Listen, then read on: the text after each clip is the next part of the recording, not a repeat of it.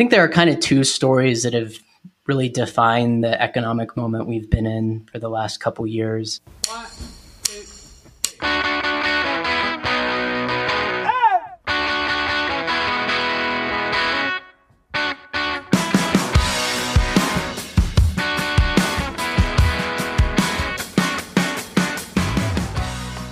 Coming up on The Modern Acre, we're talking to Jill Jelacich, the head of regional banking of American Ag Credit, and Matt Woolf, who's a economist at Carryin Ag. We're talking ag economy and banking and agriculture. The Modern Acre podcast explores the latest in business, investing, technology, and sustainability in agriculture. And we're your hosts, Tyler and Tim Nuss. If you'd like to dig deeper with The Modern Acre, check out our membership community at the Modern Acre Co-op. The Modern Acre podcast is presented by American Ag Credit. We are super excited to dive in more in their market research arm, Terrain. Matt Woolf, we've had on the podcast previously talking about the California ag market dynamics. We're going to get into that more today. So if you want to know what's going on in the market and even macroeconomics and how that's affecting all of agriculture, you got to tune into this episode. Also with Jill, who's part of the banking arm of American Ag Credit, about how they're working with their ag customers and why being an ag specific focused lender has its advantages. And so we're super thrilled to have them as sponsors. We're American Ag Credit customers ourselves on our farm, Nuss Farms. Tim, it's been awesome working with them. Yeah, they've been a great partner. We've been working with them for the past several years. Just a great relationship. And we get into a lot of great details in this podcast, just talking about the climate of farming in California. Let's jump in. All right, it's always fun when we have four people on the pod. It gets interesting. It's exciting. So Matt, Jill, we're really excited to have you guys on the podcast. Matt, great to have you back, and excited to dig into some of this. Let's start. Jill, you're the new person on the block, so would love to hear what's top of mind for you right now, and maybe you can kind of introduce yourself and your role with American Ag Credit. Sure, happy to do that. Thanks, both of you, for having us on. I'm excited to be here. So I am Jill Jelacich. I am the head of regional banking at American Ag Credit. And I have been doing this in one way, shape, or form for about 21 years. So what is top of mind? Well, first, let me just tell you a little bit about American Ag Credit. We are part of the Farm Credit System. So I'm sure your listeners are familiar with the Farm Credit System, but in case they aren't, we were created about a little over 100 years ago. And really the express purpose of the system is to support farmers and ranchers and our rural communities by providing reliable and consistent sources of credit. So we serve agriculture, and in fact, agriculture is all we do, which is really exciting. And I know those of us at American Ag Credit have a real passion for serving our ranchers and farmers. A lot of us come from farming backgrounds. So we're just really passionate about what we do in supporting agriculture. Again, it's all we do. And so that's unique to the financial services industry. But what's beautiful about American Ag Credit is that we span various states. So California, Colorado, Hawaii, Kansas, New Mexico, Nevada, and Oklahoma. And I have practiced that many times. But because of that, we finance lots of different agricultural producers and lots of different commodities. And that enables us to have a really diverse set of customer owners. And so that's really exciting. And it also helps us to mitigate our risk and be really strong as an organization. So gosh, what's top of mind? Of course, I'm here sitting in the Valley of California. And so over the past, we are concentrated in a tree nut portfolio. So we've been working alongside of our customers to sort of just ride the wave with them. We understand ag. We know it can be cyclical, and we've seen some really tough commodity markets. So I think at American Ag Credit, our focus and mission is how do we come alongside our customers and help them through these tough times, and also come up with new ways, whether it's products, services, or additional value that we can provide to help them through, again, these times, and just really help them be successful long term. So we do that through like digital enhancement. We're really trying to focus on how do we improve our digital capabilities so that even though we're really a relationship-based business, that we understand convenience is top of mind. So we want our customers to be able to make a payment and do those things just very quickly and swiftly so that they can focus on their business.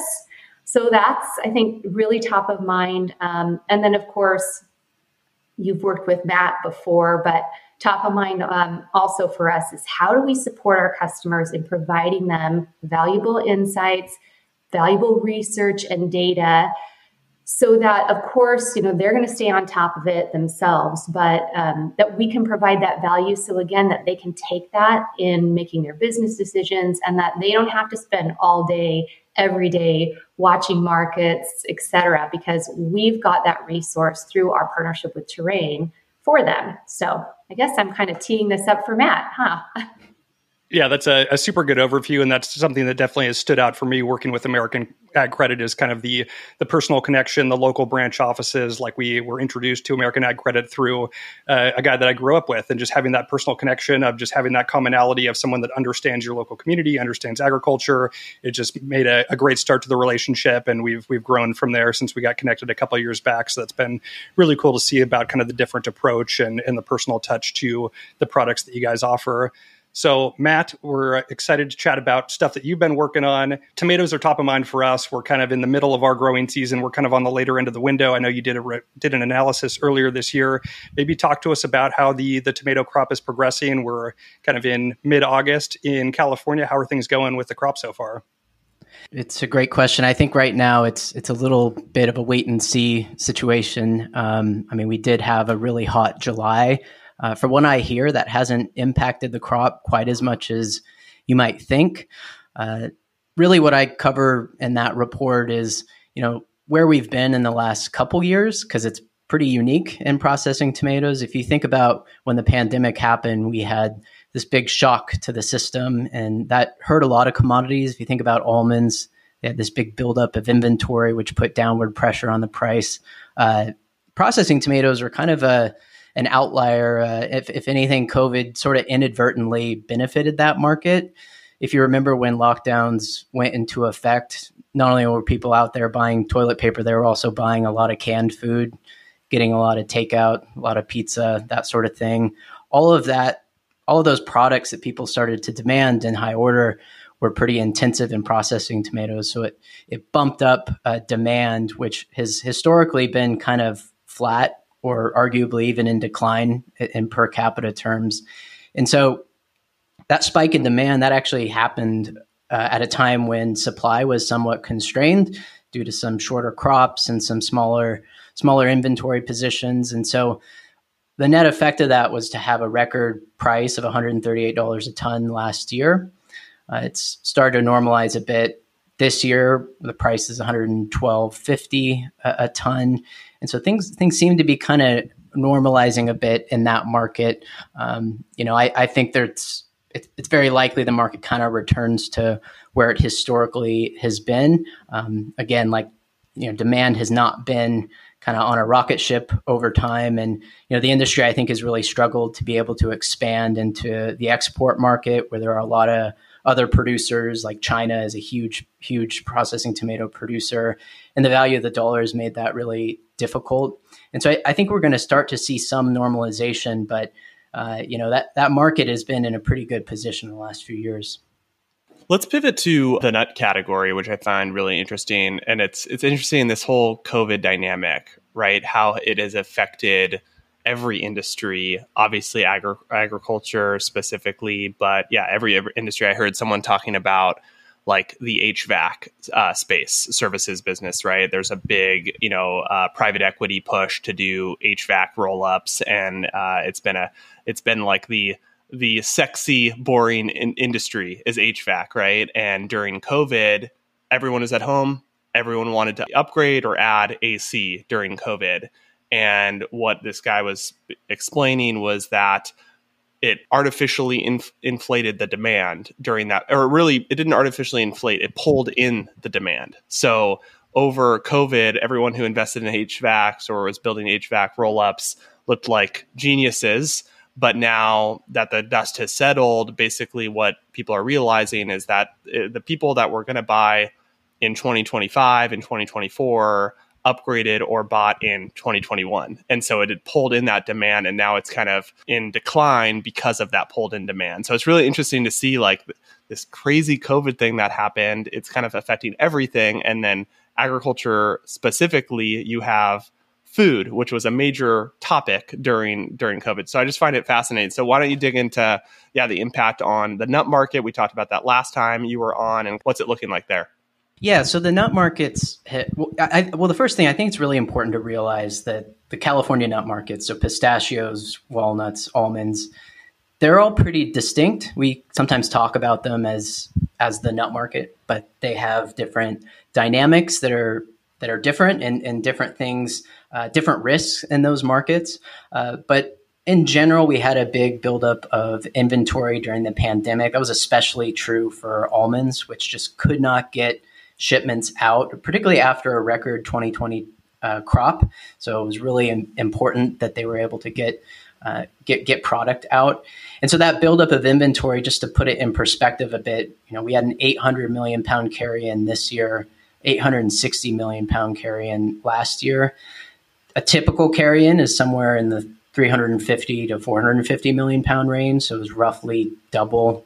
And so that did not do anything good for the grower price. Kind of coincidentally, retail prices have remained above the 10-year average. They've come down a little bit, but it was really bad for the grower price. And so, we're starting to see a bit of a change now. Ever since then, we've seen growers really struggling to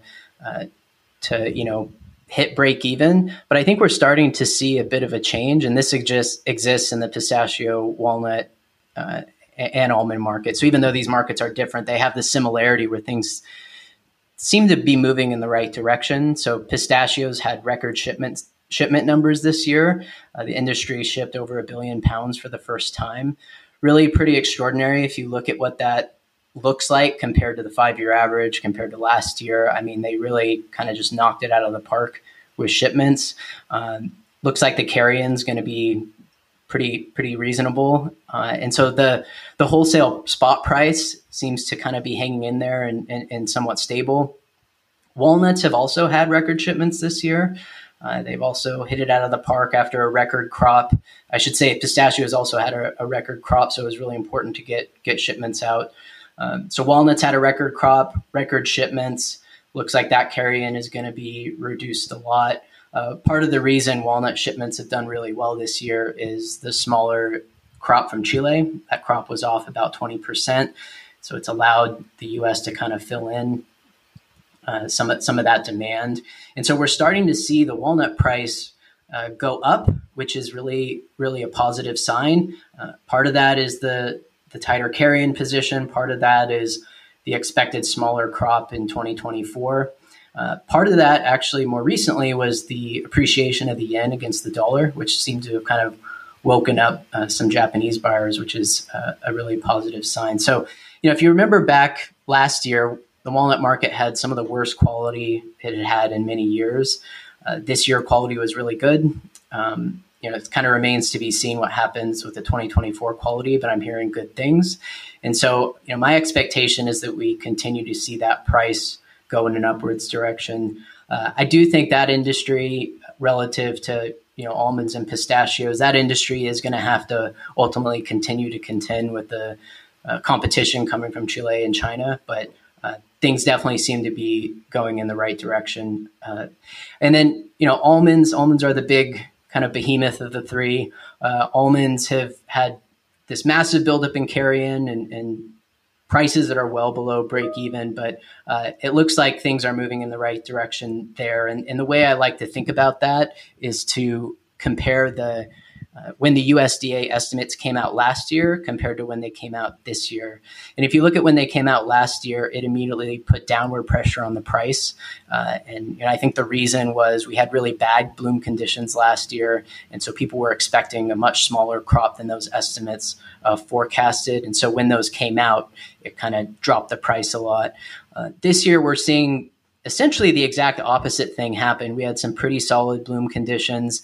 And when those estimates came out, I think the market had already priced in, a 3 billion, if not bigger crop. And so once those estimates, both the subjective estimate and the objective estimate came out, it put upward pressure on the price. And we're starting to see that upward pressure continue as people kind of look at the carry-in numbers and, are expecting a crop that's or a commodity that's sort of sorted out its supply-demand ratio.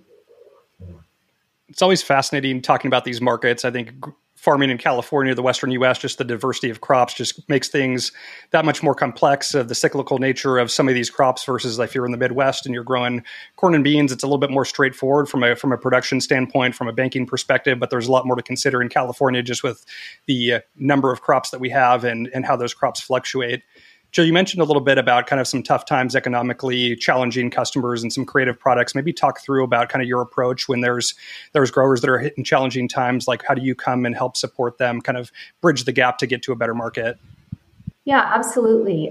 It's interesting because just as there is diversity among crops, there's diversity among how borrowers respond to, changing economic environment. But certainly all have been impacted by whether it be inflation, interest rates, lots of, and of course, commodity prices like Matt was just talking about. So, I think the best approach, regardless of the situation, we really try to tailor financial products, repayment terms, for example, to expected, incoming cash flow.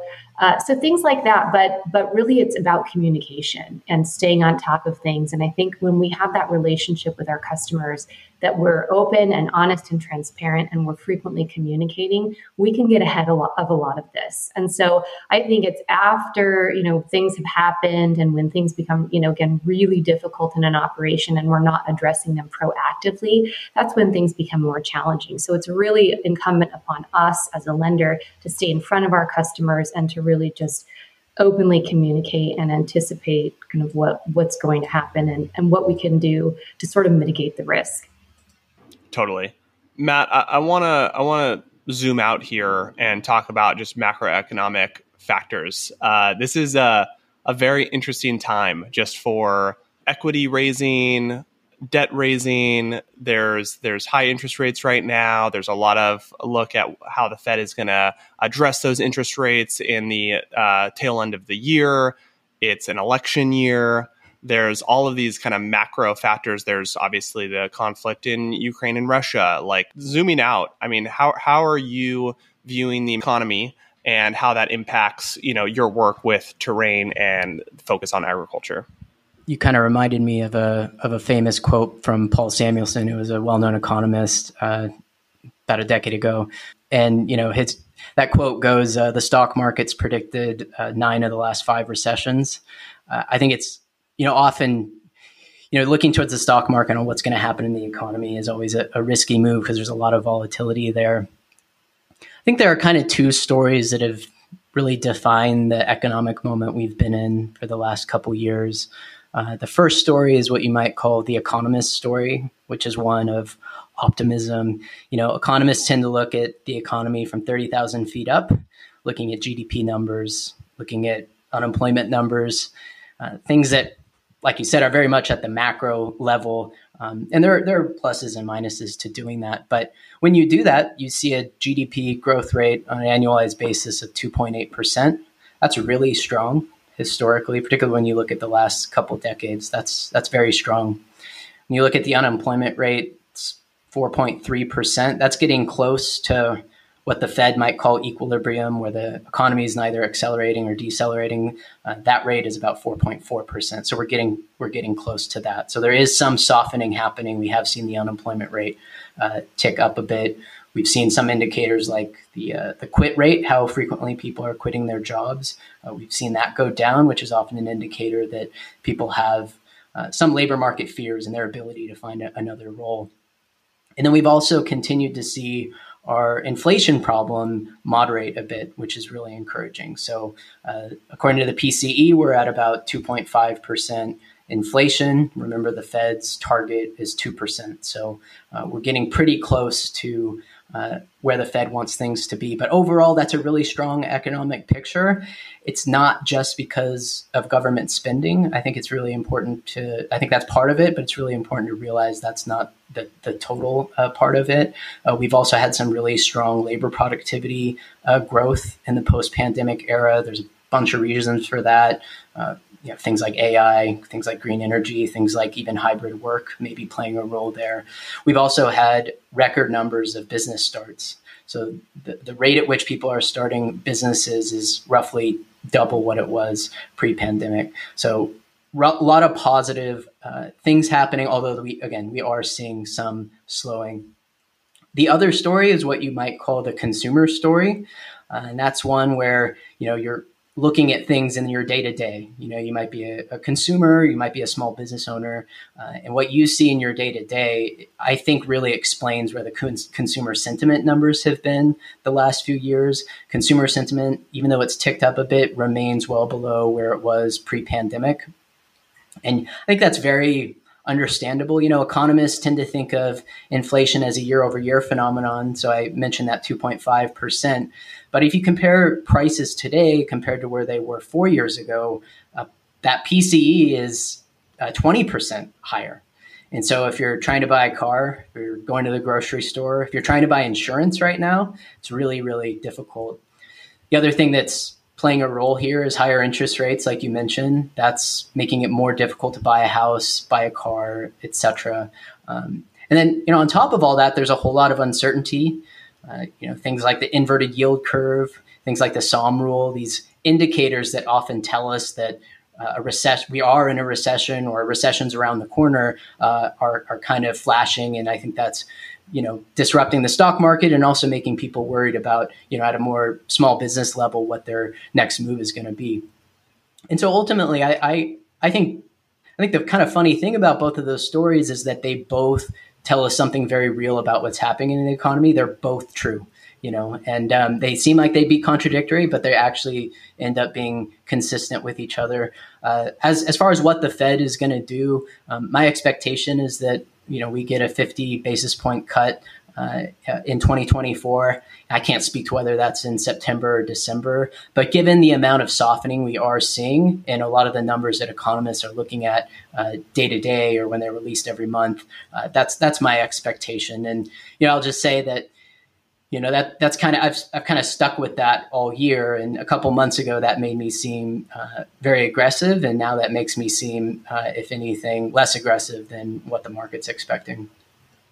No, super, super helpful overview. I think there's so many layers to this. I mean, it's interesting hearing you talk about it and all these conflicting numbers, perhaps, around the state of the economy. I think another just layer to it is like by industry, right? I think that we are seeing some, serious challenges in agriculture, be it food companies, be it equipment manufacturers, where we've seen a lot of layoffs happening with some of the big equipment manufacturers. Obviously, a challenging in ag tech. I think the big food companies are dealing with really seeing that inflation play out in their business. That is high inventory, high capex. We just saw the news about Starbucks getting Chipotle's CEO on board, and just the challenges that Starbucks is facing of, what are their biggest expenses? It's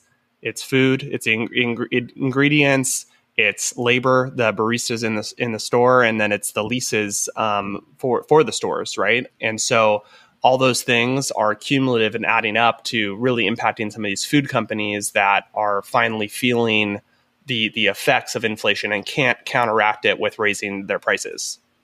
Right. Yeah, absolutely. It's I talk to a lot of farmers, go to a lot of conferences, and, definitely if you confine yourself to the ag space, it's hard to argue that, GDP growth is 2.8. Things are great. There are some very serious challenges out there that are specific to individual industries. Commercial real estate would be another one.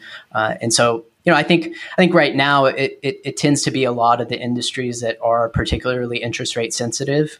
Ag is very interest rate sensitive.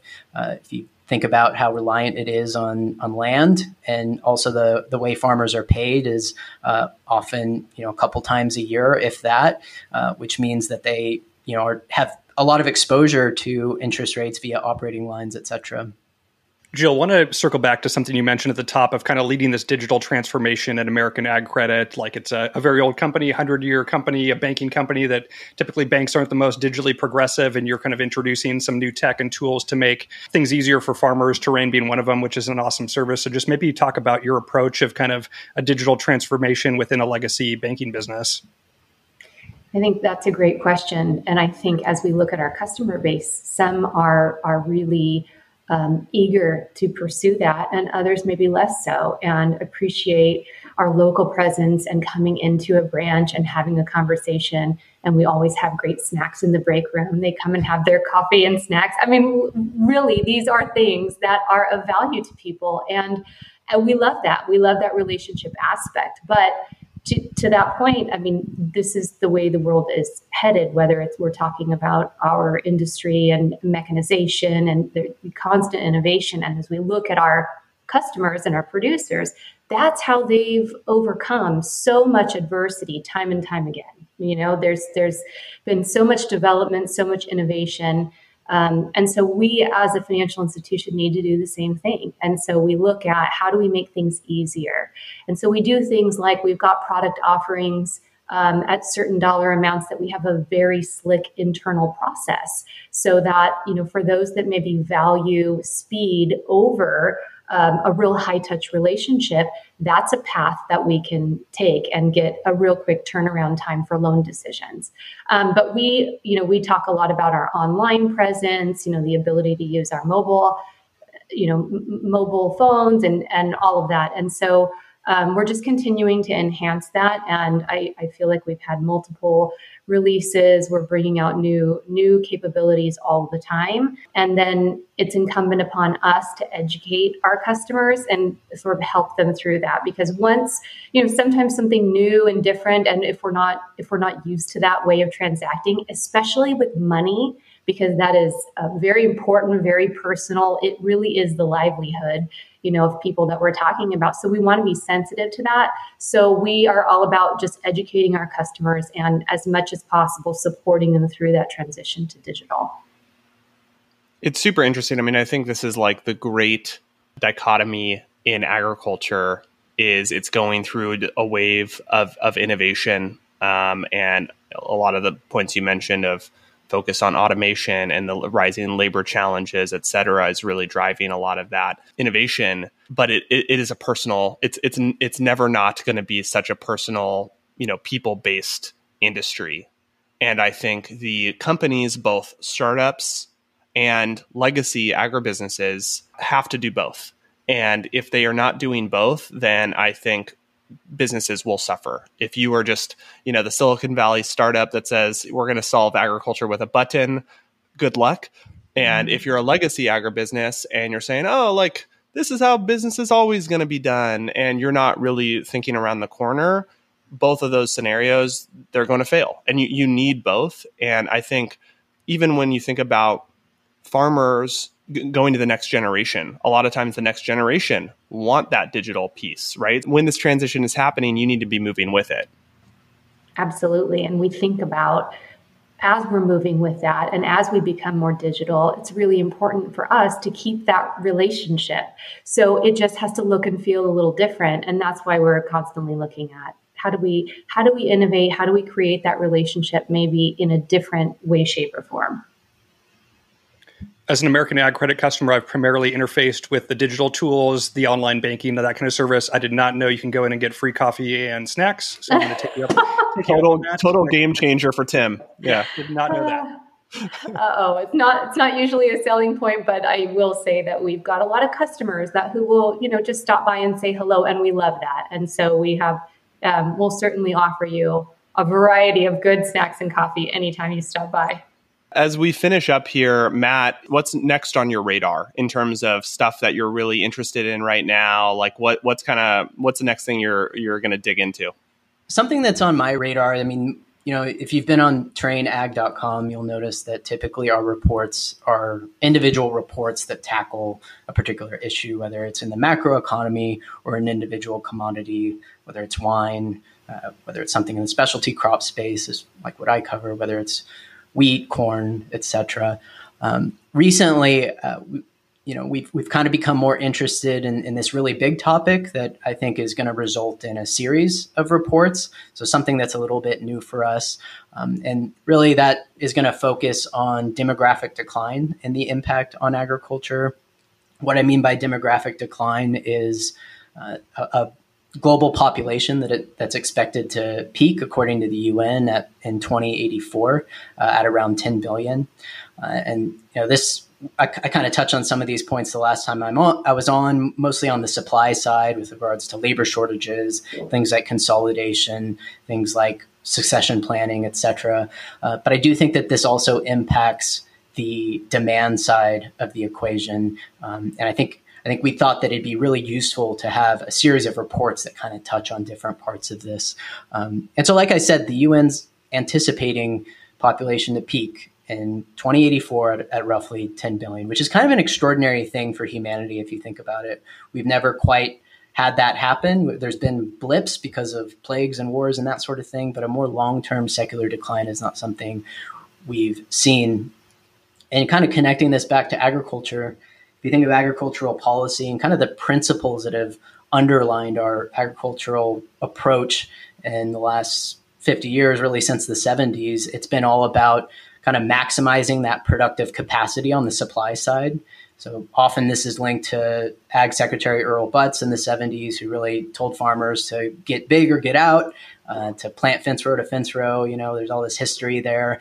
And part of that was because of the population worries at that time, which were really, very real in the 60s and 70s. You had prominent academics predicting that they were going to have mass famine in 10 years. It was pretty dire. And so, we've kind of relied on that feed the world mantra. And, ultimately that's proved a successful thing for agriculture and kind of meeting the moment. In the 60s and 70s, we had roughly half of the population in extreme poverty. Now we have roughly 10%. So there's been incredible gains there. Agriculture was definitely part of that. Our productivity increased immensely.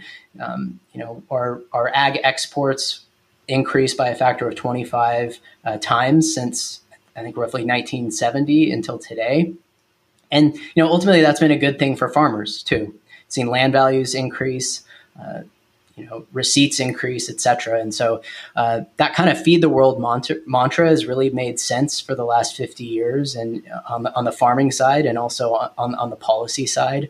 But again, coming back to that peak population in 2084, I did my own analysis and built my own population model, kind of fitting it to their model, and then, changing some of the assumptions. And, what I find is that perhaps 2084 is the peak, but it's very possible that if you would just extend the trend of fertility rates, not even touching the mortality rates, you get a peak of about 9 billion that happens in 2065 to 2070. So, a lot sooner than what the UN is projecting there. I think it's important to really think about the impacts of that. It has impacts on things like Social Security, economic growth, government budgets, et cetera. But if you think about agriculture, we've become so reliant on the demand side on exports. If you think about almonds, roughly 73% of almonds are shipped overseas. And so what does it mean to have a consumer base that is shrinking in size, fewer mouths to feed? One retort to that might be, the consumer base might be shrinking in terms of number of people, but they're becoming richer.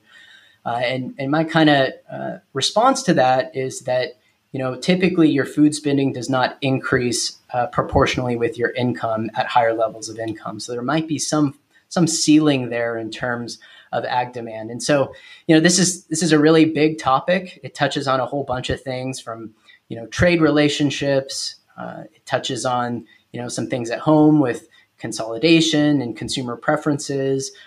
It might touch on land values a bit. I mean, it's a really big topic. And so we thought we'd do it as a series. And so you'll be seeing that on Terrain Ag soon enough, and we're really excited about it. That's super exciting. Can't wait to dive into that series when you get that released later on. This has been an awesome conversation. As we wrap up, Matt and Jill, how can our listeners get in touch and connect with you and American Ag Credit? Yeah, so you can go to terrainag.com where you can see everything that Terrain is putting out there. My email's on that site as well. Always happy to chat.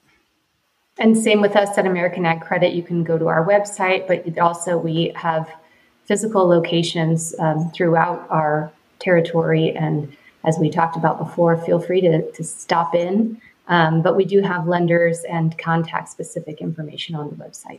Tim and I love nerding out on domain names, and the fact that American Ag Credit has agloan.com is just so epic. One day we got to get the story on securing that domain, but we'll save that for a future episode. Thanks you guys so much for joining. Thank you for having me. Thank you. So Tim, what'd you think? You've tried explaining the macroeconomy to me before, Ty, and you've always given me like very bad answers. So it was nice to have Matt be able to explain that to us. So that was super helpful.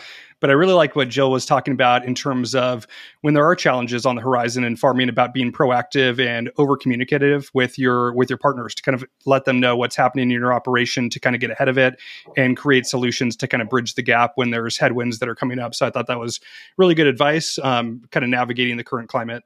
They're great, Jill and Matt, and I love Matt's breakdowns.